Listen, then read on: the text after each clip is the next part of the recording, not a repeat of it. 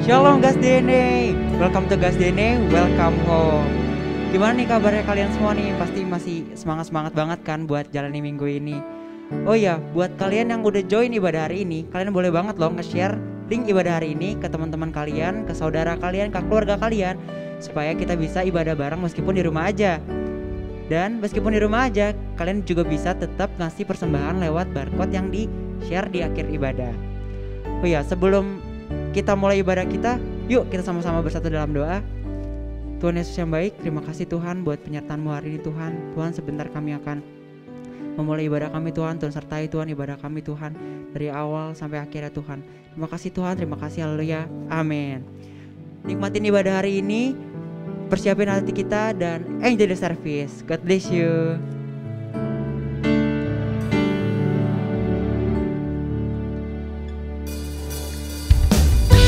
Ya semangat, semangat, haleluya. Sama-sama hari ini kita memuji Tuhan sama-sama.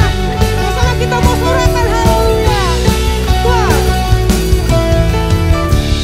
Yesus kau kekuatan di hidupku. Takkan gentar langkah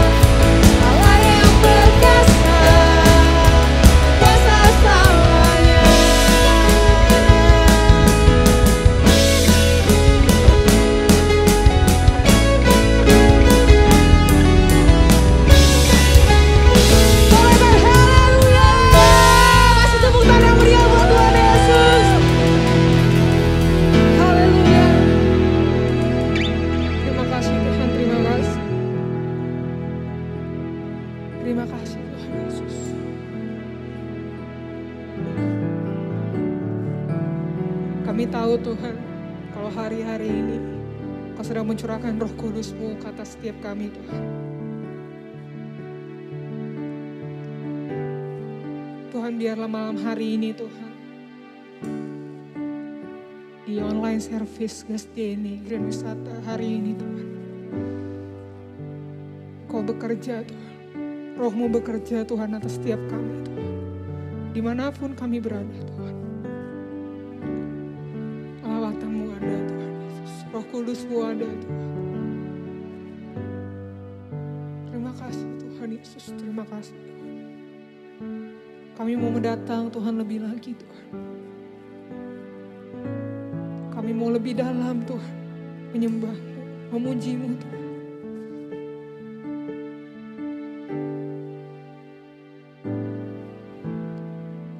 All it takes is one moment, and just one touch from you. Put aside all distractions, so I came for you. I came for you. I need you more than ever. Nothing else satisfies. All my life I surrender. I live for you. I live for you. I came for you. I came for you. Holy Spirit, you are welcome. Come and move upon this place. We desire an encounter once again.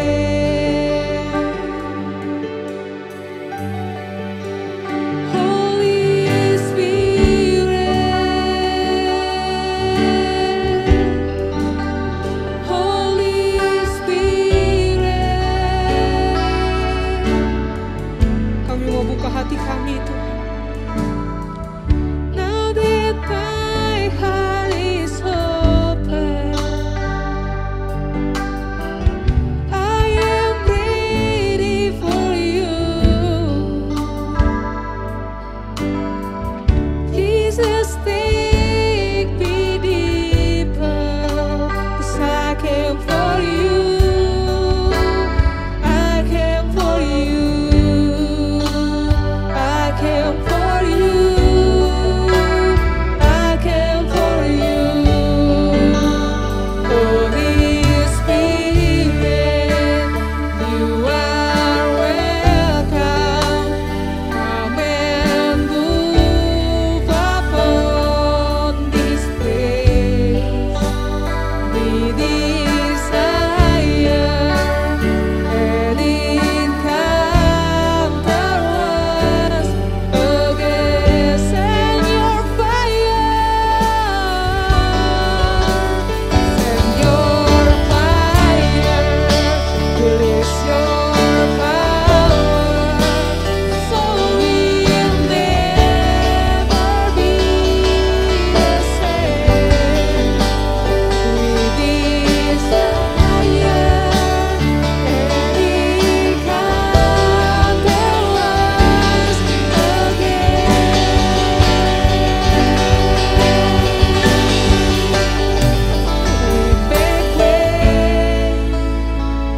We make room. Lord, let your spirit move. Have your way in this place. Lord, we have come for you. Oh, we make way for you. Make room. Lord, let your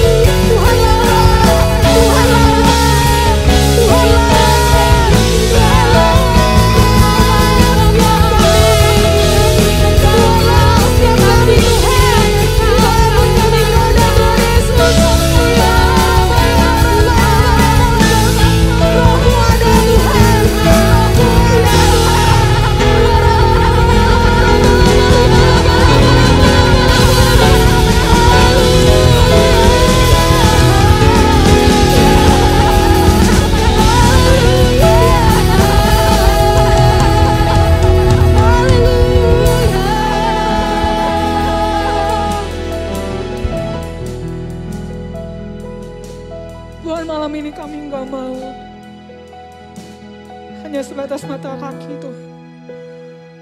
Hanya sebatas pinggang kami Tuhan. Tapi kami mau tenggelam dalam kasih Tuhan. Kami mau tenggelam dalam hadirat Tuhan. Kami mau tenggelam dalam rohnya Tuhan. Malam hari ini Tuhan Yesus,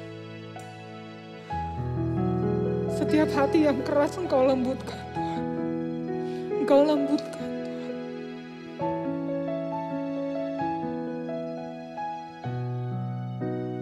Holy Spirit, you are welcome.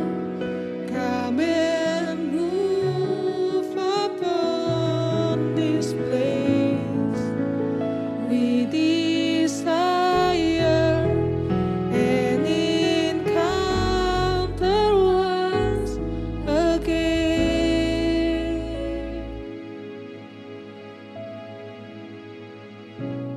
Holy, holy, are you Lord God Almighty? Worthy is the Lamb, worthy is the Lamb. You are holy, holy. Oh, you are holy. Are you Lord God Almighty? Worthy is the Lamb, worthy is the Lamb. You are holy, holy. Are you Lord God Almighty? Worthy is the Lamb, worthy is the Lamb. You are holy, are you Lord God Almighty? Worthy is the Lamb,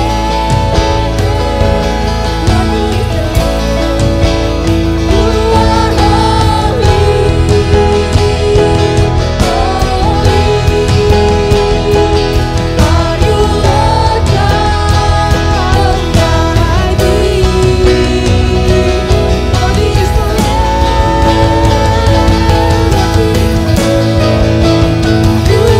holy,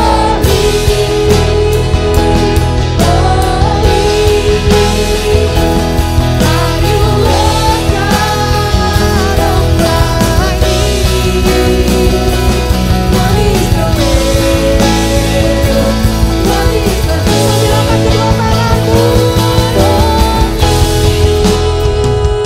Holy, are you Lord God Almighty?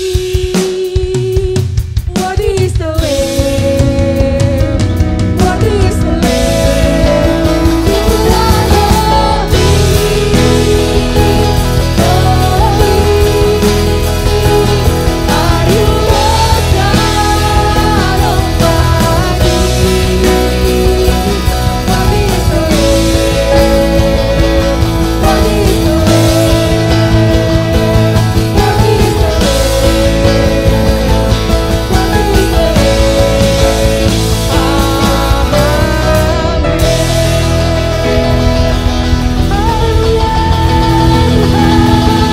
the Gas DNA Grand Wisata, berapa banyak dari teman-teman yang ngerasain lawatan Tuhan, hadirat Tuhan sore hari ini lewat pujian, penyembahan. Kita pada saat ini boleh lambaikan tangannya di rumah-rumah, kasih tepuk tangan yang paling meriah buat Tuhan Yesus. Teman-teman, firman Tuhan hari ini di Matius 6 ayat 34 berkata, sebab itu janganlah kamu khawatir akan hari besok, karena hari besok mempunyai kesusahannya sendiri. Kesusahan sehari cukuplah untuk sehari.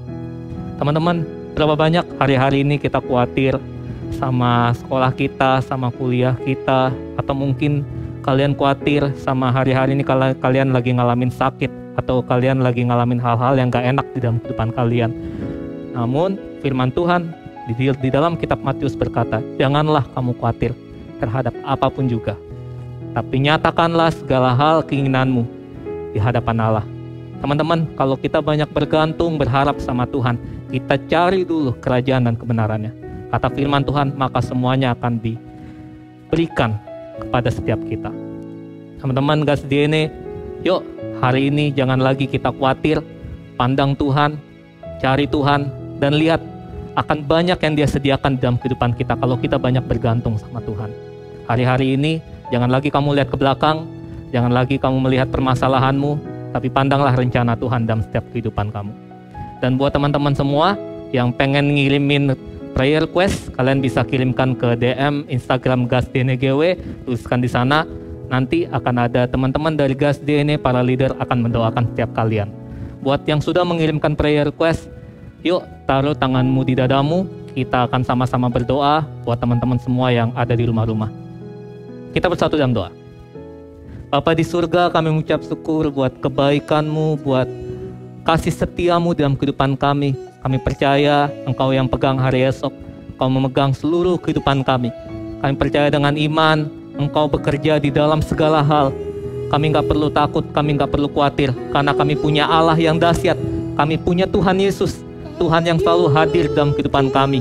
Kami percayakan seluruh kehidupan kami dalam tangan-Mu, karena kami tahu ya Tuhan Yesus, yang terbaik Tuhan sudah sediakan buat tiap kami anak-anak-Mu. Tuhan, kami berdoa saat ini buat mereka yang putus pengharapan. Tuhan kasih pengharapan yang baru. Buat yang khawatir akan sekolah mereka, akan kuliah mereka, akan pekerjaan mereka, kami berdoa saat ini di dalam nama Tuhan Yesus. Ada kesempatan yang baru, ada hal-hal, ada pintu-pintu yang baru yang akan Tuhan bukakan di dalam setiap kehidupan mereka. Kami percaya dan kami berdoa saat ini dengan iman ya Tuhan Yesus. Yang terbaik sudah Tuhan berikan dalam kehidupan kami. Buat yang masih sekolah, yang masih kuliah, kami percaya kami akan meraih prestasi yang baik. Dan kami akan berikan persembahan semuanya untuk kemuliaan nama Tuhan. Buat yang ngalamin putus pekerjaan, kami berdoa Tuhan akan sediakan pekerjaan yang lebih baik di dalam kehidupan mereka. Terima kasih Bapak buat yang sakit. Saat ini mujizat-Mu masih ada. Dan Tuhan menyembuhkan setiap mereka yang sakit saat ini. Terima kasih Bapak. Terima kasih damai sejahtera-Mu ada dan turun di dalam setiap kehidupan kami. Di dalam nama Tuhan Yesus kami berdoa dan kami ucap syukur. Yang percaya sama-sama kita katakan amin.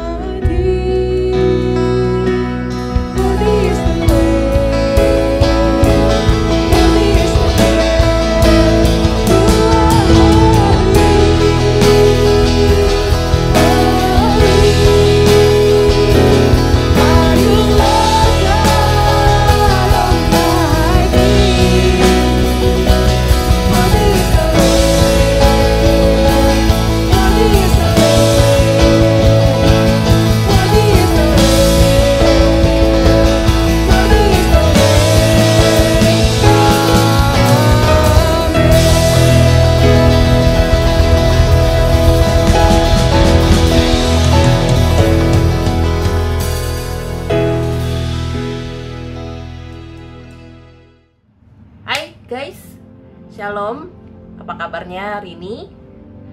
Aku berdoa semoga kita semua masih tetap semangat, antusias dalam Tuhan. Semangat untuk pelayanan, semangat untuk bekerja, semangat untuk sekolah, dan semua aspek kehidupan kita. Amin. Sebelum aku sharing hari ini, mari kita sama-sama yuk kita berdoa, kita siapkan hati kita. Bapa kami yang di surga, kami bersyukur Tuhan kalau pada hari ini kami boleh beribadah. Terima kasih untuk suatu komunitas yang luar biasa yang Tuhan Yesus berikan untuk kami semua. Kalau hari ini Tuhan kami akan mendengarkan sharing ya Bapa tentang firman-Mu. Biarlah Tuhan kami menyiapkan hati kami menyiapkan pikiran kami untuk mendengarkan firman-Mu. Kami siap Tuhan untuk mendengarkan firman-Mu. Haleluya. Amin. Oke. Teman-teman, aku mau nanya deh sama kalian. Kalian pernah gak sih mengalami hal yang seperti ini? Kayak kalian tuh diberikan suatu tantangan yang begitu sulit, sampai rasanya tuh kayaknya gak bisa ya ini ngelakuinnya ya. Misalkan kayak di sekolah gitu, kok pelajarannya ini susah banget ya. Biasanya yang susah pasti pelajaran fisika ya, fisika, kimia gitu, atau matematika gitu. Aduh ini susah banget ini loh. Ini kayak mau belajar sampai kapan juga nggak bisa nyantol-nyantol. Mau dijelasin sama guru di sekolah, ke guru les, mau sama teman sekelas pun maksudnya nggak ngerti-ngerti gitu. Dan kalian punya mungkin ya ada ujian atau ulangan umum gitu. Dan kalian harus bisa menguasai materi itu, tapi rasanya nggak bisa. Atau misalkan kayak di pekerjaan, kalian dikasih deadline-nya itu pendek, tapi pekerjaannya banyak banget. Atau pekerjaan itu harus bisa mempengaruhi orang lain gitu. Misalkan kita harus bisa meminta, mengkomunikasikan kepada klien kita atau kepada atasan kita supaya mereka itu mengakses apa yang kita mau gitu. Itu banyak kayaknya ya kita menghadapi hal-hal yang rasanya sulit gitu. Kayaknya kok buat dijalanin itu kayaknya kok susah gitu. Udah berusaha seperti apapun, itu pun kayaknya kecil sekali kemungkinannya untuk berhasil atau sesuai dengan keinginannya kita. Atau misalkan dalam pelayanan gitu ya. Maksudnya aku yakin kita semua yang di sini pernah melayani, itu pasti pernah merasakan juga gitu. Kayak misalkan kayak beberapa kali tuh Tuhan mempertemukan aku dengan orang-orang yang memang Tuhan taruh dalam hatiku untuk dimuridkan gitu, untuk didampingi, untuk bisa dituntun untuk bisa mengalami perjumpaan sama Tuhan. Padahal sebenarnya kalau dipikir-pikir gitu ya, maksudnya apalah gitu loh, maksudnya apalah untungnya buat aku gitu loh. Ini pun untuk kebaikannya dia, semuanya ini gak ada untungnya buat aku, tapi ini semua untuk kebaikan kamu. Tapi orang ini malah menolak kita, orang ini malah balik menyakiti kita, padahal kita mengasihi dia dan kita merindukan dia mengalami perjumpaan dan mengalami perubahan gitu. Itu terjadi beberapa kali gitu, maksudnya dalam hidup saya gitu, maksudnya dalam beberapa kali Tuhan pertemukan, kok aku mengasihi orang ini, aku memberikan yang terbaik untuk orang ini, tapi kenapa dia balik menyakiti aku gitu, kenapa dia tidak bisa menghargai, kenapa kok dia tidak bisa mengerti apa yang menjadi firman Tuhan gitu yang disampaikan. Maksudnya aku yakin pasti dari kalian pernah mengalami hal ini juga ya, maksudnya yang pernah memuridkan dan ternyata orang yang dimuridkan tersebut tidak bisa terima atau malah balik menjelekkan kita atau malah balik menyakiti kita gitu. Itu pernah terjadi, maksudnya bagi ke teman-teman atau mungkin dalam pengelayanan saya pun pernah gitu. Pada saat itu yang di pikiran saya adalah, aduh Tuhan, ini rasanya nggak bisa gitu. Ini rasanya susah sekali loh Tuhan, maksudnya untuk bisa mengasihi orang ini gitu. Memang gampang ya, maksudnya teman-teman untuk mengasihi orang-orang yang mengasihi kita gitu. Tapi ketika kita Tuhan suruh mengasihi orang yang tidak mengasihi kita atau bahkan orang yang menyakiti kita, itu sulit banget gitu loh. Rasanya tuh geram banget gitu loh, geram banget rasanya tuh kalau bisa gitu ya, itu rasanya kayak pengen marah-marah di depan muka dia gitu mungkin ya. Kamu nih ya, maksudnya dikasih tahu susah banget gitu, pengennya begitu guys. Tapi ketika hal itu terjadi gitu kan, yang aku lakukan waktu itu adalah aku berdoa. Aku bilang, Tuhan, aku tuh nggak mampu Tuhan, aku nggak bisa rasanya mengasihi orang ini, rasanya aku nggak kuat lagi bisa memimpin orang ini Tuhan, rasanya aku udah nggak bisa lagi menjadi kakak untuk orang ini gitu maksudnya. Tapi ketika aku berdoa dan Tuhan berikan lagi kekuatan kepadaku, pada saat itu aku mampu guys, maksudnya untuk bisa mengasihi orang ini gitu, bisa menerima dia apa adanya dengan segala kekurangannya. Aku yakin itu datangnya bukan dari aku sendiri gitu, tapi itu datangnya dari Tuhan. Tuhan yang memberikan kekuatan kepada aku untuk bisa mengasihi orang itu. Dan aku yakin teman-teman di sini yang juga memuridkan orang, aku yakin itu pasti datangnya dari Tuhan yang memberikan kasihnya dia lewat kita untuk orang itu. Teman-teman, aku mau sharing tentang seseorang gitu ya. Seseorang ini juga mengalami kesulitan gitu dalam pelayanannya, dalam hidupnya gitu ya. Tapi kayaknya kesulitannya dia itu bukan yang ecek-ecek gitu, tapi dia kesulitan yang ekstrim gitu ya. Jadi kalau misalkan diibaratkan ricis, dia mungkin ricisnya level 15 gitu kali ya, yang udah pedes banget gitu. Jadi ini aku ambil guys dari Korintus 2 Korintus 11. Oke, 2 Korintus 11 ayat 23. Aku bacain ya buat teman-teman. Apakah mereka pelayan Kristus? Aku berkata seperti orang gila. Aku lebih lagi, aku lebih banyak berjerih lelah, lebih sering di dalam penjara, didera di luar batas, kerap kali dalam bahaya maut. 5 kali aku disesah orang Yahudi, setiap kali 40 kurang 1 pukulan. 3 kali aku didera, 1 kali aku dilempari dengan batu. 3 kali mengalami kapal karam. Sehari semalam aku terkatung-katung di tengah laut. Dalam perjalananku, aku sering diancam bahaya banjir dan bahaya penyamun. Bahaya dari pihak orang-orang Yahudi dan dari pihak orang-orang bukan Yahudi. Bahaya di kota, bahaya di padang gurun, bahaya di tengah laut, dan bahaya dari pihak saudara-saudara palsu. Aku banyak berjeri lelah dan bekerja berat. Kerap kali aku tidak tidur. Aku lapar dan dahaga. Kerap kali aku berpuasa, kedinginan dan tanpa pakaian. Kira-kira teman-teman bisa tebak nggak? Ini yang ngomong siapa? Ya, benar sekali. Yang ngomong ini adalah Paulus, guys. Jadi Paulus itu pada ayat ini dia itu curhat gitu ya. Dia curhat betapa sulitnya pelayanannya dia. Dia bilang, aku tuh didera 3 kali, dilempar batu hampir mati 1 kali. Aku 3 kali, guys, mengalami kapal karam, terkatung-katung di tengah laut semalaman. Dia bilang, aku kelaparan, aku capek, seringkali aku tidur dalam keadaan lapar dan kedinginan. Kita bersyukur ya, maksudnya pelayanan kita tuh tidak sampai se-ekstrem itu, guys. Tuhan masih kasih kepada kita privilege untuk bisa melayani dengan bentuk yang tidak se-ekstrem Paulus. Dia capek, guys. Badannya tuh capek gitu loh. Dan dia mengakui, aku tuh capek gitu. Tapi yang dahsyatnya dari Paulus ya, di pasal selanjutnya, guys, di 2 Korintus 12. Dia bilang begini, sebab justru dalam kelemahanlah kuasaku menjadi sempurna. Sebab jika aku lemah, maka aku kuat. Dari ayat ini dia mengakui kalau iya, aku nih lemah. Aku nih capek, Tuhan. Aku terbatas. Aku rasanya tidak cakap melakukan apapun. Kok rasanya aku ini, ya aku lemah, Tuhan. Tapi Paulus mengakui, aku lemah. Tapi ada suatu kuasa dalam diriku yang lebih besar dari kuasa apapun. Suatu kuasa yang tidak terbatas, suatu kuasa yang memberikan kepada saya kekuatan dan keberanian. Dia sadar kalau dirinya itu lemah, dia sadar kalau dirinya itu terbatas, tapi dia punya suatu kuasa yang lebih besar yang dapat memampukan dia untuk melakukan berbagai perkara. Kita baca ya lagi di 2 Korintus, masih di 2 Korintus, guys, 4 ayat 7.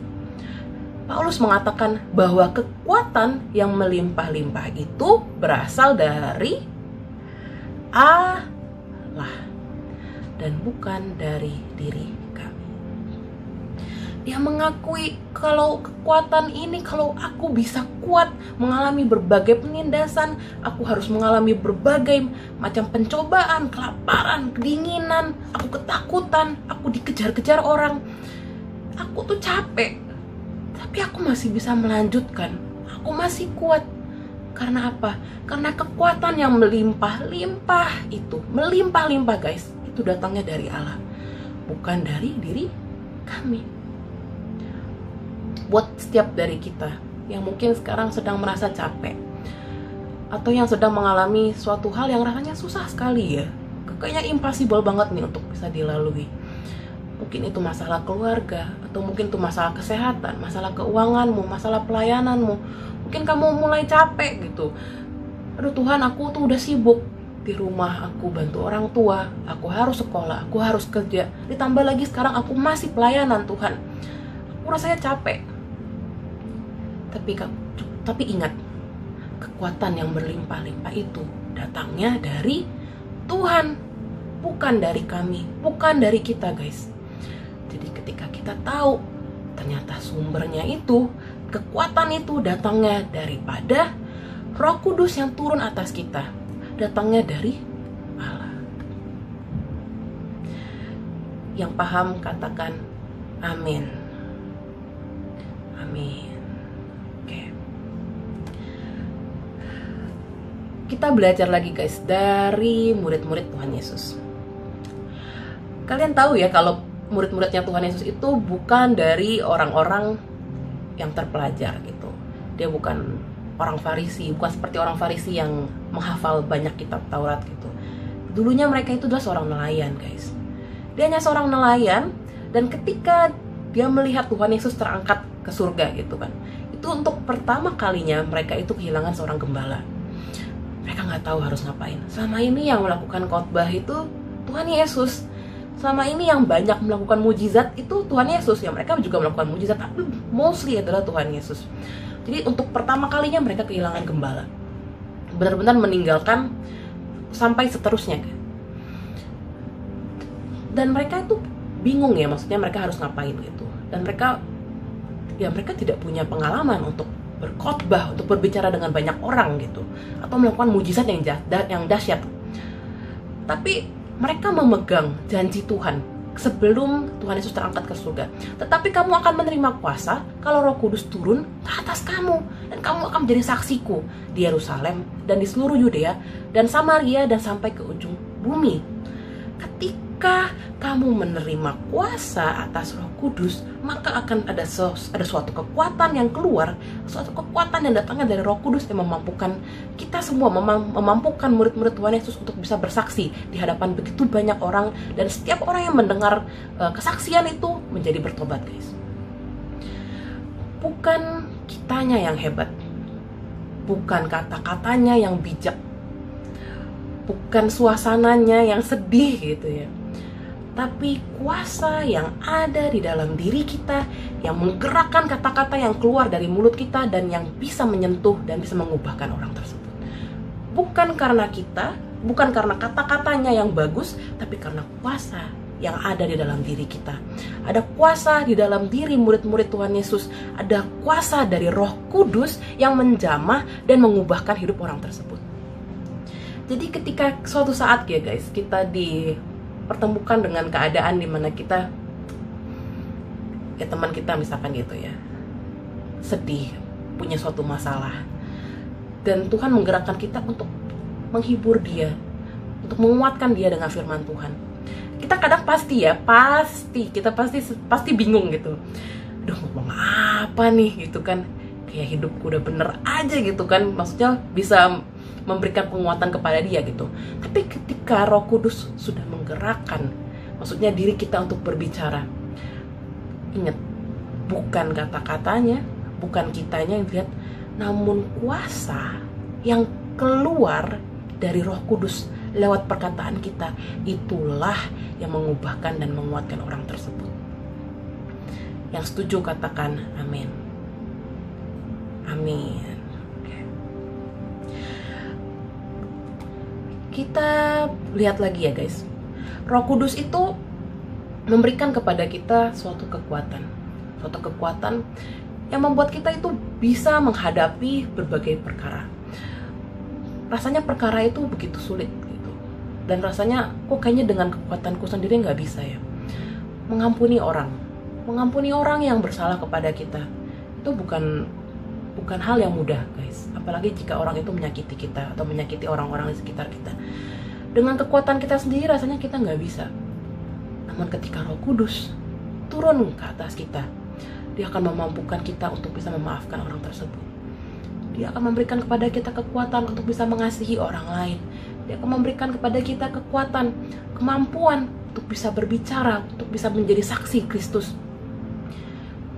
Dalam berbagai pekerjaan atau dalam di sekolah pun, dengan adanya Roh Kudus dalam hidup kita, dia akan menjadi kekuatan, memberikan kepada kita keberanian guys. Karena Roh Kudus yang diberikan kepada kita itu adalah roh yang memberikan keberanian dan kekuatan.